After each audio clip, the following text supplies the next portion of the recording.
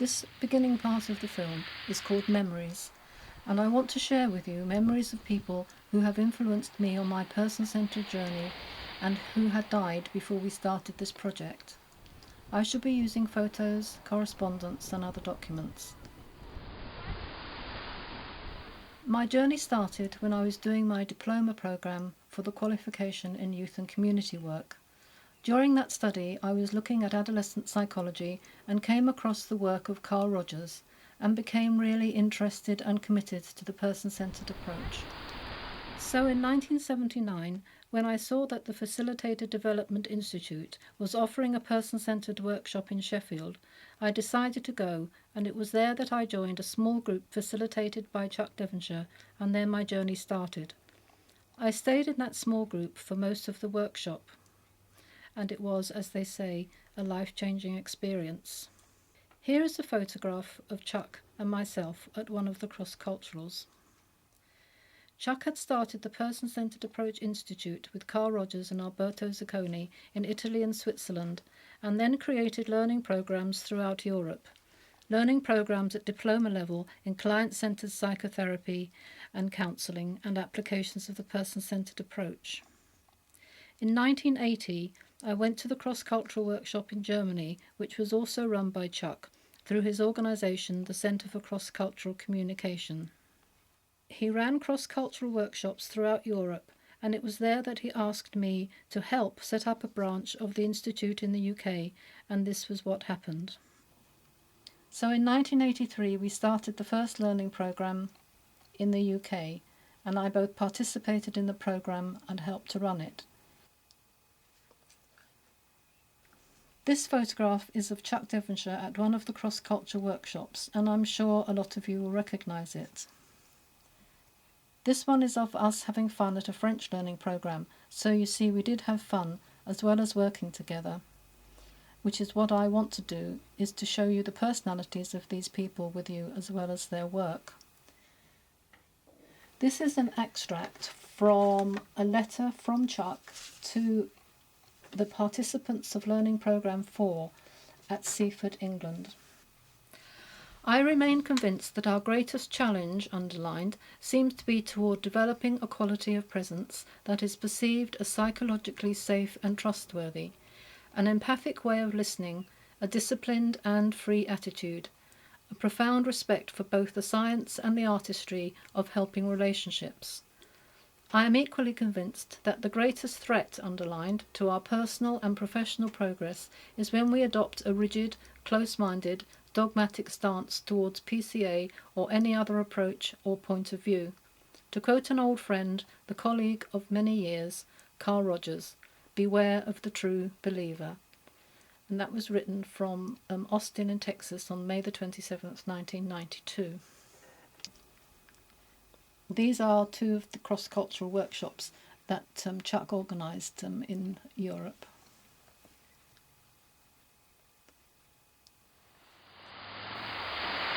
Chuck Devonshire died in August 1999. This, of course, is Carl Rogers.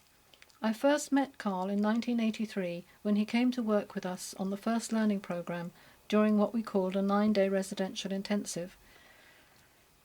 And here we are at the Emmaus Retreat and Conference Centre where that learning programme took place. One of my most significant memories of Carl was at the Cross Cultural in Dublin in July 1985. We were meeting together in a community group when a young woman stood up and said how important it was for her to be at this meeting. She had saved money to be there and she was really, really happy. At the next community meeting, it was said that she had had a threatened miscarriage and had to stay in her hotel room. And Carl sent a message to her to ask if she would like him to visit her, and she said yes, she would, and he asked me to accompany him. And it was incredible how he sat next to her, held her hand, and recounted to her everything that had happened in that community meeting that she had missed, word for word, person by person, and it really taught me about the importance of listening in my role of facilitator. This photograph was taken at one of the cross-cultural workshops in Szeged in Hungary. And this was another of the cross-culturals.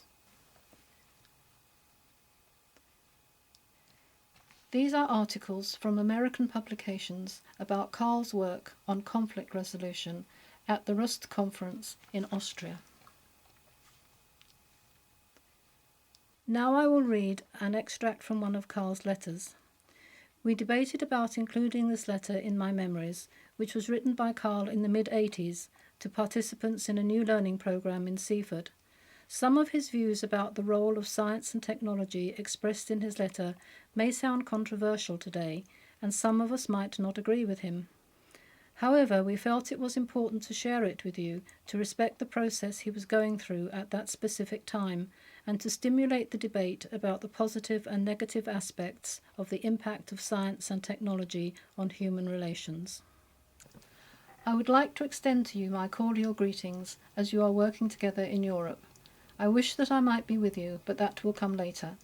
I hope that the experience which you create together will enhance your life and your work, both in the programme in which you are engaged and when you return home. I would now like to comment a little on how I see the significance of this burgeoning of a person-centred approach throughout the world, not only in the United States, but in so many other countries. I believe it is part of a profound transformation which is occurring, certainly in the Western culture and possibly in the cultures of the world. I am one of those who sees our worship of science and technology as coming to an end. Science and technology will continue to develop, but they will not, I think, be the gods of our society. We have seen them do too much harm, ruin too many lives, pose too many dangers to our very survival, so that they are now being relegated to their proper place as tools of mankind, not the gods and leaders of mankind. Because of their disappointments in the achievements of our technological culture, as increasing number of people are finding that a satisfying and rewarding life does not depend on material possessions or having the latest gadget developed by industry, they are finding that a satisfying life grows out of a deep sense of self-worth, of sharing oneself in close relationships, out of living openly, not hiding behind a mask or a role. They wish to be members of a community. They want to participate in the decisions which affect their lives. They want to resolve problems through communication of feelings as well as ideas. They recognise that most of today's institutions present them from living this kind of a life. Our schools, our industries, our families, even our churches, often diminish self-worth, discourage self-revealing sharing, insist on roles, making life impersonal, materialistic, bureaucratic. So this growing group of persons who object to the impersonality of our culture are engaged in a quiet revolution. They are living in a new way, and they are finding a person-centred approach a most congenial way of being. So they come together, as you come together, to build a support group, a sense of community, so that they can dare to live in these new ways. I believe that by so doing they constitute an important step towards the inevitable transformation of our society. Consequently, I believe that what you do here and what you experience together has significance not only for this group in this time and place, but has a larger meaning. I believe you constitute a part of a growing network of change, a network which believes in the person, is learning to create a climate in which persons can grow. It is thus part of a worldwide change in our way of living and being. As part of this global network of change and as persons, I wish you well as you carry on. Carl died in February 1987.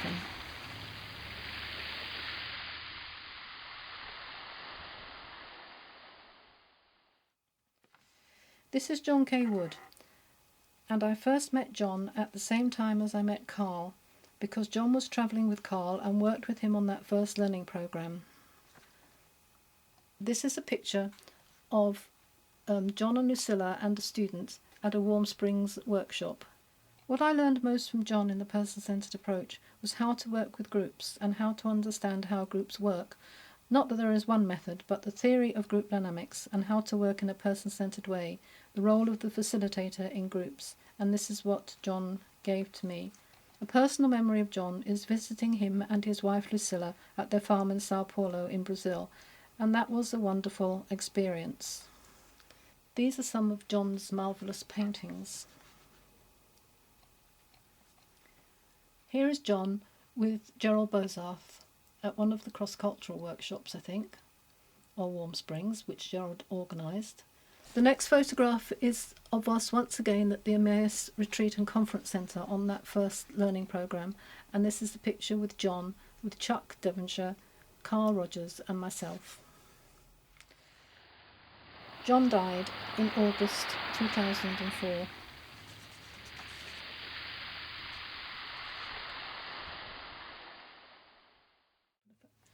This is John Schlein. John in this photograph is on the left of the photograph. You will recognise John K. Wood in the centre, and the man on the right is Julius Iosiphides, a Greek man who was married to Polly, and she and Julius ran the branch of the Person-Centred Approach Institute in Athens. Yes. My relationship with John was very interesting. At the beginning, when he worked with us on the second learning programme, we didn't get on well at all, and I think my relationship with John taught me as much about myself as it did about the person-centred approach. In the beginning I was very intimidated by John. After all, he was a Professor Emeritus from Harvard University, and I think my lack of confidence came over when we were together. As I grew more experienced and did more work on myself and gained more self-confidence, then we began to relate better together, and towards the end our relationship had changed completely, and we were good friends, often exchanging correspondence. These photos were taken at one of the cross-culturals. Some of these photos used in the memory section were given to me by friends and colleagues. This photograph shows Chuck Devonshire, John Schlein, Carl Rogers and Shandor Klein at another of the cross-culturals. My last memory of John was visiting him in a hotel in West London with Pete Sanders. I want to read you an extract of a letter John wrote to the facilitating team at the Szeged workshop in Hungary, and he wrote this on the 2nd of June 1986. Since some of us do not know each other, perhaps I should declare myself to be something of a purist or traditionalist.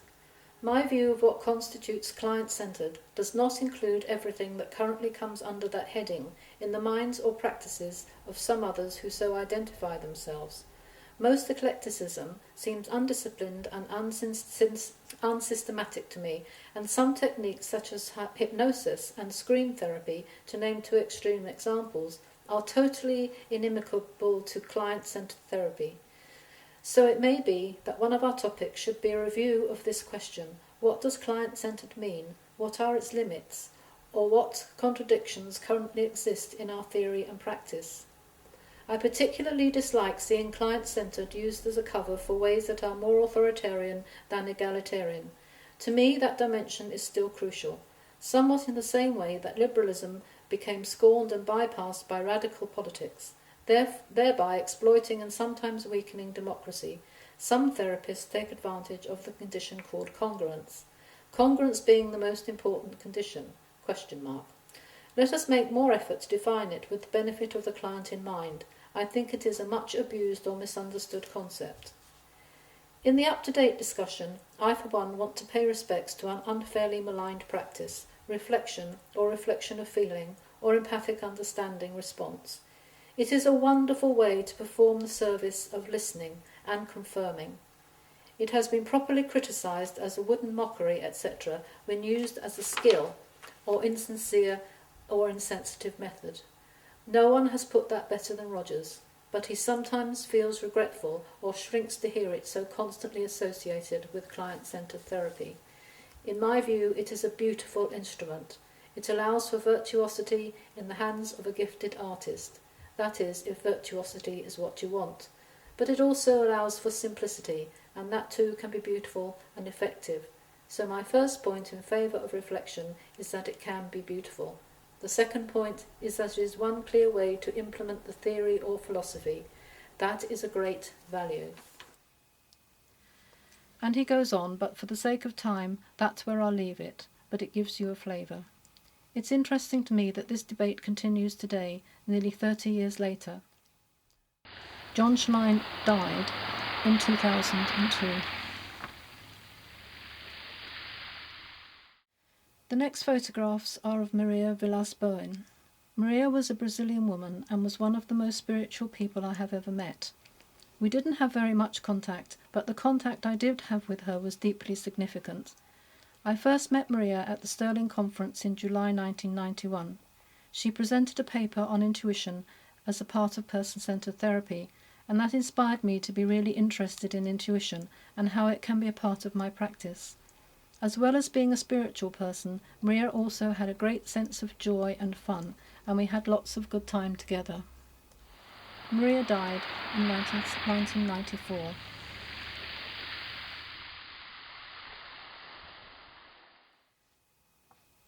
This is the last person I want to share with you, and it, of course, is Tony Merry.